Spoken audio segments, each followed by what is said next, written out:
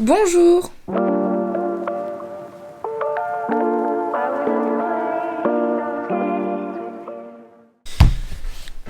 On se retrouve aujourd'hui au bureau. Je voulais faire un petit point par rapport à ce que j'avais dit la semaine dernière rapidement. Ça va mieux déjà, même si ça reste présent, on va dire. La semaine dernière dans la vidéo, je vous dis que j'ai de la chance d'avoir des collègues comme les miennes parce que elles ont compris, elles se sont pas foutues de moi. Pourquoi c'est flou?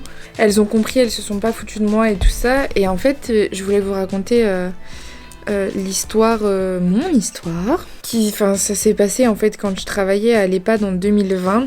Et c'est pour ça d'ailleurs que je suis si reconnaissante d'avoir des collègues comme ça aujourd'hui, parce que après avoir vécu le pire, le mieux pouvait qu'arriver. Franchement, c'était mieux pour moi.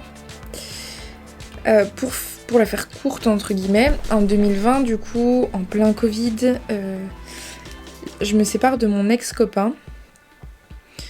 Il faut que je trouve un travail et un nouvel appartement, parce que du coup, on vivait ensemble, et à ce moment-là, moi, je bossais en tant qu'animatrice à l'école, et en fait l'école avait fermé, et du coup vu que j'étais pas en CDI, punaise, et tout ça, du coup j'étais pas prioritaire pour qu'on me paye mon chômage technique, ou je sais plus comment on appelait ça, enfin bref, j'avais plus de travail, j'avais plus d'appartement. Donc je fais un prêt à la banque pour pouvoir me racheter des meubles, pour pouvoir payer la caution de mon loyer, donc j'arrive à trouver un appartement.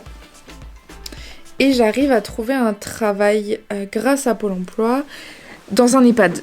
Donc sachant que je n'ai pas de diplôme d'aide-soignante. Donc du coup j'ai le statut de faisant fonction aide-soignante. Au départ, tout se passe bien, c'était normalement un contrat de 1 ou 2 mois, je sais plus. Tout se passe vraiment bien au début, tout le monde est plutôt gentil. Et je travaille dans une équipe que de femmes. Comme actuellement d'ailleurs, où je crois qu'il y a genre 3 garçons, un truc comme ça.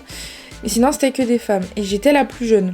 Donc je faisais les 2-8 si je puis dire. Je travaillais un coup de matin, un coup d'après-midi. Donc j'apprends le métier et c'est vrai que je suis autonome assez rapidement. Donc là, on commence à mettre avec des gens pas cool. Des femmes vraiment pas gentilles qui auraient pu être ma mère, hein, qui avait l'âge de ma mère. Donc le midi, je mangeais très souvent seule. Elles allaient prendre leur pause clope sans rien dire, et moi je devais me taper tout le travail qu'elles n'avaient pas fait. C'était plein de petites choses comme ça, j'avais tout le temps des réflexions, donc du coup j'ai commencé à me mettre en arrêt sur arrêt, parce qu'en fait j'en pouvais plus. Donc là on est déjà à bien 2 mois et demi de contrat, hein, quand je commence à me mettre en arrêt, je me suis pas direct mis en arrêt. Donc là, je sens qu'il y a quelque chose qui va vraiment pas. Je me sens pas bien dans le travail. Les filles sont vraiment pas cool avec moi. Ça va pas du tout. Et en fait, il va arriver un jour où là, ça va être la goutte de trop pour moi. En fait, ce jour-là, on avait eu des décès le matin. Donc faut bien se dire que moi, mes premiers morts réels, je les ai vus là-bas, donc j'ai pas été suivie psychologiquement, personne m'a aidée, on m'a clairement laissé me démerder avec juste t'as vu un mort et c'est tout, c'est comme ça. Assez traumatisant quand même, j'avais que 20 ans, c'est jeune je trouve. En plus avec tout ce qui va avec, et en fait donc ce fameux jour-là où j'ai décidé de démissionner, donc c'était le Covid, il y avait plein de morts ce jour-là, plein de décès ce jour-là. Et en fait on était en effectif réduit. Et il y a deux nanas, deux femmes, deux femmes qui m'avaient déjà pris un peu en grippe, hein, qui ça passait pas du tout, qui m'ont dit écoute, si t'as le temps, t'iras t'occuper de un tel, sinon tu nous le dis et puis nous on s'en occupera. Jusque là ok. Entre temps la cadre me dit écoute, faut aller donner de l'oxygène à un tel, genre tout de suite quoi. Et en fait, l'oxygène est plus important qu'une toilette. Pour moi, en tout cas, l'oxygène est plus important que la toilette, sachant qu'en plus, c'était même pas le jour de douche. Donc, c'était vraiment... on avait juste à l'habiller, puis ensuite à l'amener à la cantine, quoi. Donc je ne trouve pas l'oxygène parce que pour le coup c'était un truc que j'avais jamais fait, donc je cours un peu partout dans l'EHPAD pour essayer de trouver l'oxygène. J'arrive à le trouver finalement. Et donc je descends la personne à qui j'ai donné l'oxygène pour qu'elle aille manger parce que c'était l'heure de manger. Et en fait entre tout ça j'ai pas eu le temps de les prévenir que je n'avais pas eu le temps de m'occuper de l'autre personne du coup. Et là, arrivée devant les portes de la cantine, elle commence à me hurler dessus. Mais quand je vous dis hurler dessus, c'est hurler dessus, donc tout le monde nous regardait. Moi j'étais là avec la dame dans le fauteuil roulant, ok. Elles étaient en train de m'insulter de plein de noms, je vais pas les dire là, mais de plein de noms, comme quoi je servais à rien, que tout ça, que truc, enfin bref. Donc j'étais tellement choquée qu'en fait je suis restée choquée, je pouvais pas parler, je pouvais rien dire. Donc je suis rentrée chez moi et à ce moment-là, donc moi j'habitais du coup à 30 minutes de chez ma mère. Et c'était au moment où vous savez, on pouvait pas sortir après 18h je crois. Ouais, je crois que c'était 18h.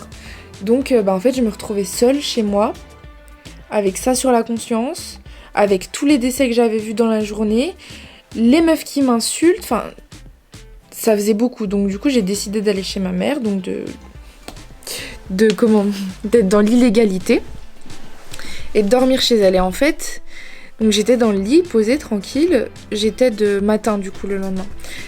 Et en fait pendant mes pauses, vu que j'étais toute seule, je faisais des TikTok.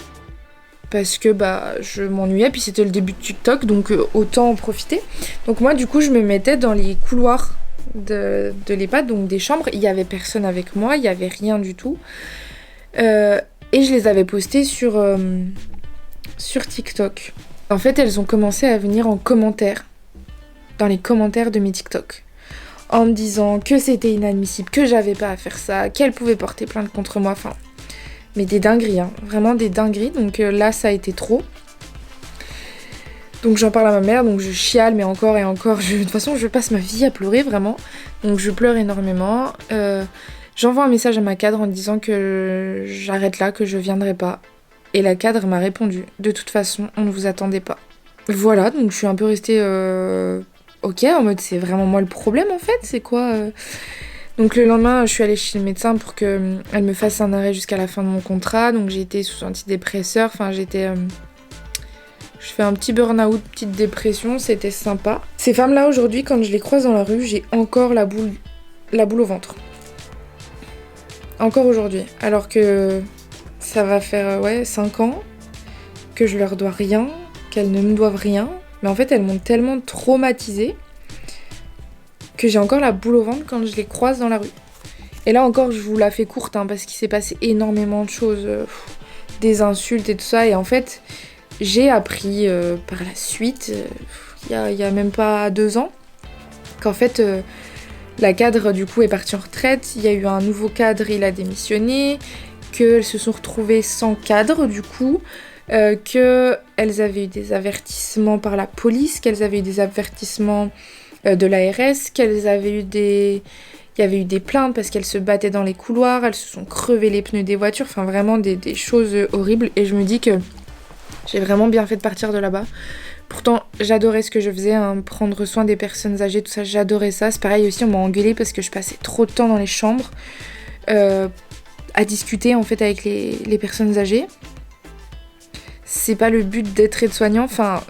Chacun pense ce qu'il veut, mais enfin voilà, moi je refusais en fait qu'on m'engueule pour ça. Qu'on m'engueule parce que je prends le temps. C'est des humains, c'est des personnes âgées, c'est des personnes fragiles. Eux en fait, ils ont juste pas ce côté humain, on va dire, dans ce travail. Et aujourd'hui, vraiment, j'ai vraiment de la chance, je le dis, j'ai de la chance. Je travaille qu'avec des femmes aussi. Au début, j'avais peur. Quand on m'a dit qu'avec des femmes, parce que je me suis dit, putain, ça va se repasser comme... en fait, je vais refaire exactement le même schéma qu'à l'EHPAD, alors que pas du tout. J'ai l'impression de travailler avec plein de mamans. Enfin, en fait, elles ont pratiquement tout l'âge d'être mes mamans. J'ai 2 collègues dans mon bureau qui ne sont pas là cette semaine, avec qui je m'entends mais extrêmement bien, vraiment. Enfin, il y a rien à dire, je m'entends bien avec tout le monde s'entend bien, il n'y a pas de... grosses disputes, enfin il y a des embrouilles comme partout, j'ai envie de dire, parce qu'on n'est pas d'accord, parce que un tel a supprimé le dossier sans le dire ou des trucs comme ça, enfin c'est vraiment minime. Et en 5 minutes ça passe, donc c'est très bien. J'ai vraiment de la chance de ce côté-là. Elles ont été là pour moi quand j'ai eu mes problèmes de santé, quand Liam est décédé, quand j'ai eu mes problèmes de voiture. En fait, elles étaient là tout le temps. Je trouve ça dingue et j'ai vraiment de la chance d'être tombée dans cette équipe-là. Avec ce que j'ai pu vivre avant, vraiment, j'ai de la chance. Je pense que je les remercierai jamais assez pour l'ambiance que du coup elles m'ont fait découvrir au travail, parce que quand on vient d'un EHPAD comme ça et qu'on arrive ici avec 20 filles, on peut vite avoir peur quand même, quoi. Et en fait, pas du tout. Ça s'est beaucoup trop bien passé et ça se passe beaucoup trop bien d'ailleurs. Voilà, je voulais juste vous raconter ça parce que c'est vrai que la semaine dernière, je suis arrivée au travail en pleurs et en fait, il n'y en a aucune qui m'a jugée. Enfin, c'était incroyablement bien, quoi. Je veux dire quelque chose. Pourquoi tu me demandes des sous? Moi? Non, tous les gens qui passent dans mes vlogs, ils demandent des sous. Parce que c'est la base. Oui, mais non. Et il faut, tu te souviens, faut pas trop tarder. Je sais. Pour pas que ça décolore plus d'un côté que de l'autre. Ouais. Ouah, l'odeur, elle est dégueu. Ouais, mon gars. C'est pas la même que celle de Tom. Hein. Voilà, Oh putain. C'est horrible. Tu fais des plans de coupe comme ça, toi? ouais. Quand tu fais. Roulia. C'est moi. T'as oublié, je sais plus si c'est là ou là, mais t'as oublié. De l'autre côté. Ouais, donc elle est nulle. C'était comment ce premier Mont d'Or? Ça ira pas dans le vlog. Hein. Vas-y. Non. C'était trop.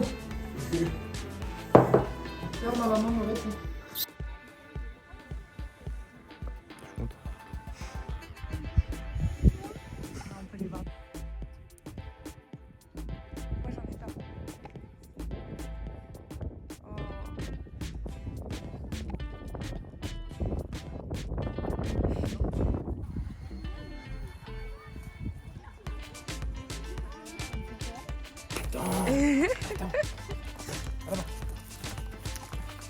Maman. Ça, tu t'en bats les couilles de ça. Hein. Elle te suit? Elle est en crush sur toi? Oh là là, mais les autres!